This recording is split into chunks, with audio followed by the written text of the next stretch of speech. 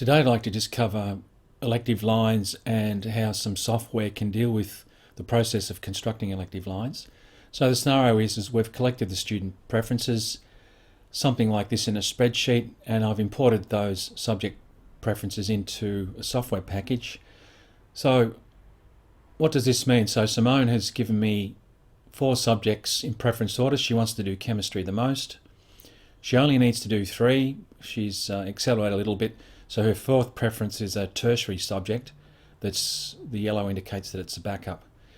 Benjamin's going to do 4 subjects, Year 12, and he's got a backup of Year 12 economics, and so on. So I've collected all the kids' preferences.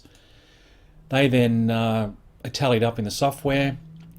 So the number of kids who want to do accounting is 21. So the school's decided to run 1 class, and our max class size is about 25. Not many kids have chosen art, only 10. But this school's has decided to run a class, and so on. The reserves, I can quickly see if kids have picked reserves. So further maths, for example, 40 kids have put it down in their top preferences, and the difference between those two is 8 students. So 8 students have further maths as a backup.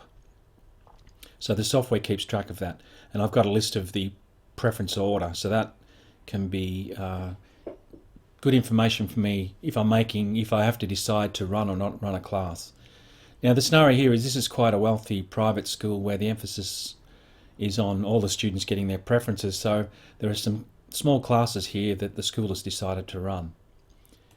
Traditionally, before computer software, this would have to be done via a conflict matrix which would be drawn up. So I'd look at the conflicts between each subject and other subjects, and then on the basis of that manually put a set of elective lines together. Now this is sort of redundant now with software, so we'll jump over to some software.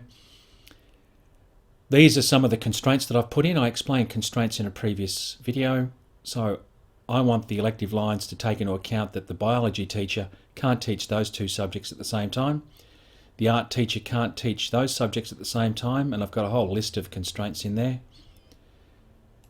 The joins, I want to do the opposite. I want to join these together so that they run at the same time to facilitate the process that if kids find the maths methods too difficult, they can then drop and do general maths without a major impact on their timetable. I want the software to do a lot of the grunt work and calculate this, so I'll put into auto mode. It'll only take less than a minute or so to give me a pretty good idea. So it's constructed some elective lines with all of those constraints and the student preferences taken into account. I'll now shuffle the kids into classes. It's warned me that 2 kids have missed a preference and 1 kid had to, so I've got 3 kids I might have to just have a look at. So it's allocated, these numbers represent the kids allocated to the class. So the lines are the columns, so they're the subjects that run at the same time. It's tried to balance, or it should have tried to balance, although I notice it hasn't done a great job with the English classes there. So we've got 20 kids in that class and only 13 there, so I might have to come in and do a bit more work on that. But there are quite a few single subjects running, which make it much harder. But that's a pretty good first attempt, so I've got a pretty good idea at how the elective lines will fit together. Let's just have a look at some of the students. Okay, so these were the 2 students that missed a subject. So who was it? Paul has missed psychology, and reason being is because that's running at the same time as Viscom. The yellow indicates the classes he's been allocated to.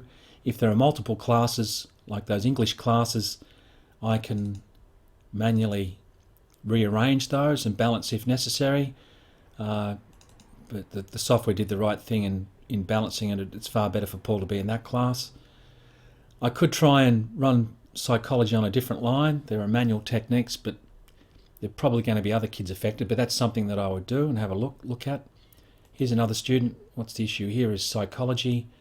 Even though there's 2 psychology classes, the software hasn't been able to allocate her into psychology. I might try moving that English class to line 4, but then there are probably going to be consequences for other students.